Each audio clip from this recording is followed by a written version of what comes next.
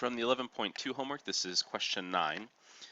So for problems like these, all the ones in this module, we're going to be applying integration by parts. But this one has an extra trick that the first thing we're going to do is apply integration by substitution, and then integration by parts after that. So the first thing we're going to do is we're going to make a substitution for this interior function.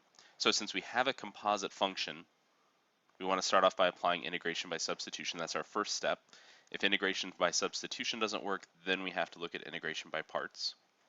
So here our interior function is 3 plus e to the 7x. And normally here we would use u, but we also use u and v for integration by parts. So it doesn't matter what letter we choose. I'm going to make a substitution for s. I'm going to let s equal 3 plus e to the 7x. That means ds over dx is going to be 7e to the 7x, or that ds over 7 is going to equal e to the 7x dx. So that means this part will be s, and then this e to the 7x dx can get replaced with du over 7. So our new problem becomes the integral of the natural log of s times ds over 7. So let me go back. That shouldn't have been a du. That should be a ds. So, or we could rewrite this as 1/7 times the integral of the natural log of s ds. So the first step was integration by substitution. That did get us to a much simpler problem, at least in terms of we have a lot less kind of junk in the problem to deal with. But now we need to look at using integration by parts anytime we want to integrate a natural log function. And something to keep in mind, we can always write this as the integral of 1 times the natural log of s. So what we'll do for the integration by parts is let u equal the natural log of s, which means dv will equal 1 ds. So integrating that will give us v equals s. And differentiating here, du will be 1 over s ds. So applying that integration by parts formula, now we'll have the natural log of s times s minus the integral of s times 1 over s ds. So this is v times du.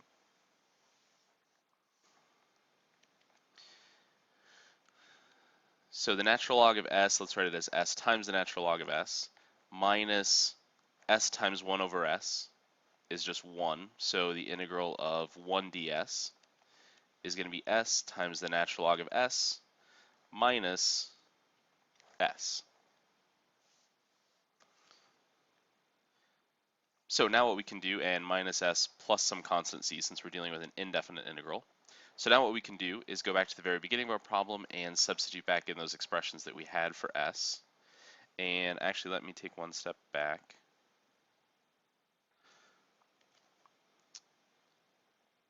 What I left off in each of these cases was that 1/7. So this whole expression is being multiplied by 1/7 that we had out front here.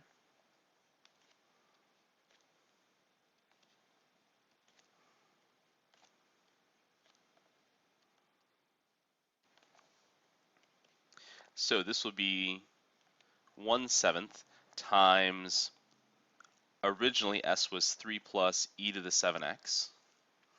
So that'll be 3 plus e to the 7x times the natural log of 3 plus e to the 7x minus 3 plus e to the 7x plus c. And then distributing the 1/7 through, we could rewrite this as 3 plus e to the 7x over 7 times the natural log of 3 plus e to the 7x minus 3 plus e to the 7x over s, and then 1/7 times c. We give a c over 7, but that's still just some arbitrary constant, so we can still just call that c. So we get this pretty lengthy expression, but that matches up with what our answer was supposed to be up here. So again, in this case, we first started off with integration by substitution. Integration by substitution got us to the integral of the natural log of s, and then we applied integration by parts to get to this final answer. And the key to knowing we wanted to start with substitution is because we had this composite function. Instead of just the natural log of x, we had the natural log of some interior expression. So to simplify the original problem, substitution got us down to this simpler integral to work with.